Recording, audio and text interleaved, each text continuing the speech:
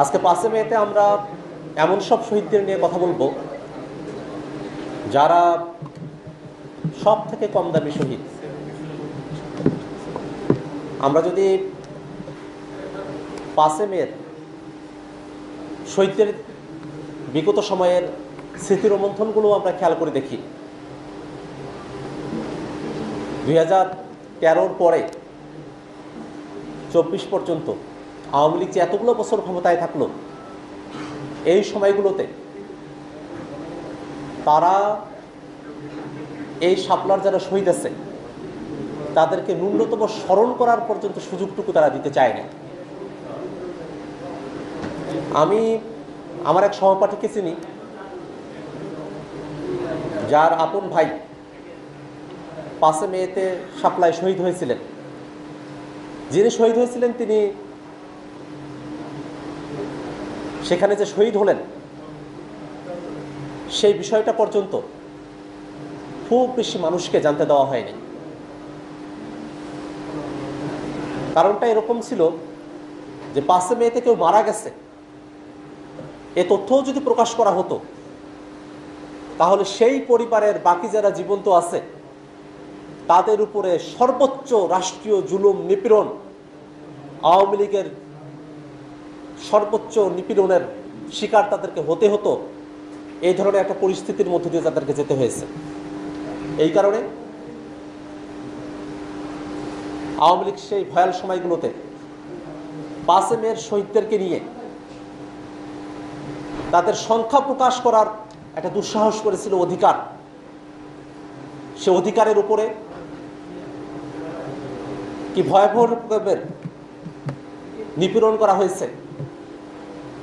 অধিকারের যারা কর্ণধার আছেন তাদেরকে গ্রেফতার করা হয়েছে, জেলে পোড়া হয়েছে, শুধুমাত্র একটা হত্যাযজ্ঞে, গণহত্যায় কারা কারা শহীদ হলেন তাদের পরিচয়গুলোকে প্রকাশ করার কারণে।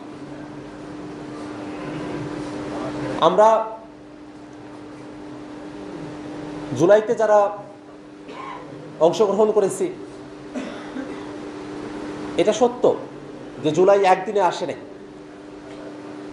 জুলাই এসেছিল বাংলাদেশে সাধারণ জনগণের উপরে বহুমাত্রিক নিপীড়ন, জুলুম, গণহত্যার মতো পরিবেশ, মানবতা বিরোধী অপরাধ সংঘটিত হওয়ার পরেই জুলাইয়ের মতো একটা পরিবেশ বাংলাদেশে তৈরি হয়েছিল। আওয়ামী লীগ ক্ষমতায় এসেই পিলখানা হত্যাকাণ্ড, তারপরে রাজনৈতিক নিপীড়নমূলক মামলা শুরু, শাপলার গণহত্যা, সে সময়টাতে ছাত্রদের যত আন্দোলন ছিল, নিরাপদ সড়ক আন্দোলন, কোটা বিরোধী আন্দোলন, প্রত্যেকটা জায়গায় তারা যে নিপীড়নগুলো করেছিল, সেই শ্রেণী বিভাগগুলো যদি আমরা খেয়াল করে দেখি তখন আমরা দেখব যে আওয়ামী লীগ তার এই দীর্ঘ ফ্যাসিবাদী শাসনের সময়টাতে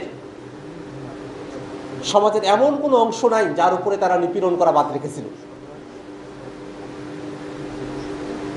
সে সময়টাতেই আমি বলেছিলাম যে আওয়ামী লীগ তো যারা আমাদের হিন্দু, বৌদ্ধ, খ্রিস্টান আছে তাদেরকে সংখ্যালঘু হিসেবে নির্যাতন করে, আর যারা মুসলমান আছে তাদের রাজনৈতিক পরিচয়কে নাই করে দিয়ে তাদের উপরে তারা নির্যাতন করে। আওয়ামী লীগ ছিল এরকম ভয়াবহ নিপীড়নমূলক মানবতা বিরোধী একটা সংগঠন। সে আওয়ামী লীগের এই নির্যাতনগুলোর কারণে তারা আলেমদের উপরে নির্যাতন করেছে, শিক্ষার্থীদের উপরে নির্যাতন করেছে, মধ্যবিত্তের উপরে নির্যাতন করেছে, সবার উপরে নির্যাতন করেছে। এমনকি যারা সমাজের বিত্তশালী তাদের মধ্যে যারা আওয়ামী লীগের কাছে নিজেদেরকে বর্গা দেয় নাই, তাদের ব্যবসা বাণিজ্যগুলো তারা কেড়ে নিয়েছে, তাদেরকে নানাবিধভাবে তারা হয়রানি করেছে। এই সমস্ত জুলুমের শিকার মানুষগুলো তারা জুলাইতে এসে সবাই একখানে হয়ে গিয়েছিল। এবং সে সময়টাতে জুলাইতে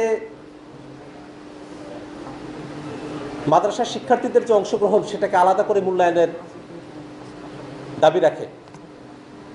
কারণ আপনারা খেয়াল করে দেখবেন যে আমরা যারা কলেজ বিশ্ববিদ্যালয়ের শিক্ষার্থী, আমরা পড়ালেখা শেষ করার পরে সরকারি চাকরিতে অংশগ্রহণ করব, সেখানে আমরা কতটা চাকরি পাবো বা না পাবো তার সাথে কোটা প্রথার একটা সম্পর্ক আছে।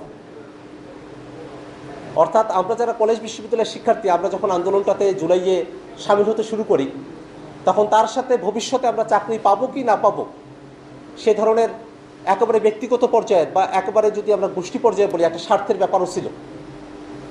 কিন্তু এই যে মাদ্রাসার শিক্ষার্থীরা যারা জুলাইতে অংশগ্রহণ করলেন, জুলাইতে অংশগ্রহণের সময়টাতে কোটা রিলেটেড ইস্যুতে তাদের কোনো স্বার্থ ছিল না, একেবারে স্বার্থবিহীন অবস্থায় তারা জুলাইতে অংশগ্রহণ করেছিল। কারণ সে সময়টাতে সবার লক্ষ্য এক জায়গায় ছিল, এই যে বাংলাদেশকে এরকম একটা ফেসিবাদী কাঠামো থেকে মুক্ত করতে হবে। এবং তারও আমরা প্রায় 2 বছরের মতো সময় অতিবাহিত করে ফেলছি। এবং এই পুরো সময়টা জুড়ে যে শহীদদেরকে সব থেকে কম স্মরণে রাখা হয়েছে, যে শহীদদেরকে অন্য যারা শহীদেরা আছেন তাদের মর্যাদার জায়গায়ও আসীন করা সম্ভব হয় নাই, তারা এই শাপলার শহীদেরা। আজকে আমাদের এই আলোচনার সভা থেকে আমরা শুধু এতটুকুই বলবো যে শাপলা যখন বাংলাদেশে ঘটে তখন সামগ্রিকভাবে এই বাংলাদেশের এই মাদ্রাসা শিক্ষার্থী যারা আছেন,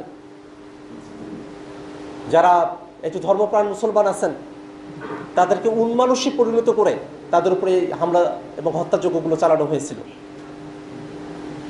বিভৎস ভিডিওগুলোতে দেখবেন যে পড়ে আছে হয়তো তরুণ কোনো মাদ্রাসা শিক্ষার্থী, সে নড়াচড়াও তেমন করতে পারছে না, কিন্তু সে সময়টাতে তার উপরে মোটা লাঠি দিয়ে উপর্যুপরি আঘাত করা হচ্ছে, পা দিয়ে তার শরীরে আঘাত করা হচ্ছে। এই যে নৃশংসতা, এই নৃশংসতাগুলো বাংলাদেশে একদিনে আসেনি। এই নৃশংসতাগুলো এই বাংলাদেশের জাতিসত্তার সাথে এখানকার সাধারণ ধর্মপ্রাণ মুসলমান যারা আছে তাদেরকে আলাদা করে দেখার এক ধরনের প্রজেক্ট থেকে বাংলাদেশে এই ধরনের পরিবেশ পরিস্থিতি তৈরি হয়েছিল। সে জায়গা থেকে এনসিপি আমরা মনে করি যে বাংলাদেশে মুসলমান, হিন্দু, বৌদ্ধ, খ্রিস্টান যে যে ধর্মের মানুষই আছেন না কেন, তাদের যে নাগরিক অধিকার সেটা আমাদের কাছে সব থেকে মুখ্য বিষয়। আমরা বাংলাদেশে কোনোভাবেই যেমন কোনো ধর্মবিদ্বেষের চর্চা দেখতে চাই না, তেমনইভাবে ধর্মকে ব্যবহার করে কোনো ধরনের উগ্রপন্থার চর্চা সেটাও আমরা এই বাংলাদেশে দেখতে চাই না। আমরা যেটা চাই, এই বাংলাদেশের মানুষেরা, সাধারণ মানুষেরা, তারা যত তাদের কথাটা সুন্দর করে বলতে পারে, তাদের কথার সাথে কতটুকু আপনি একমত বা নামত সে প্রশ্নের চেয়েও তিনি তার কথাটা বলে নিরাপদ থাকতে পারলেন, তার উপরে জুলুম করা হলো না, সেটা নিশ্চিত করতে পারাটা একটা রাষ্ট্রের অগ্রগতির জন্য সব থেকে বেশি জরুরি বিষয়। আমরা আজকের এই ভয়াল দিনে আমাদের সেই সব শহীদদেরকে আমরা স্মরণ করি এবং একই সাথে আমরা দাবি জানাই শাপলা গণহত্যার যারা মাস্টার মাইন্ড ছিল তাদেরকে অবশ্যই বিচারের আওতায় নিয়ে আসতে হবে। সে সময়টাতে প্রত্যক্ষ এবং পরোক্ষভাবে যারা এই হত্যাযজ্ঞকে সমর্থন দিয়েছিল তাদেরকেও বিচারের আওতায় নিয়ে আসতে হবে। এবং শাপলার শহীদরা যারা এখনো পর্যন্ত কোনো স্বীকৃতির আওতায় আসেন নাই, তাদেরকে স্বীকৃতির আওতায় নিয়ে আসতে হবে। এবং বাংলাদেশ রাষ্ট্রটার এমন গণতান্ত্রিক সংস্কার এবং রূপান্তর করতে হবে যাতে করে আমাদের কোনো বাহিনী রাজনৈতিক কারণে আমাদের জনগোষ্ঠীর উপরে নিপীড়নমূলক আচরণ করা থেকে তারা বিরত থাকে।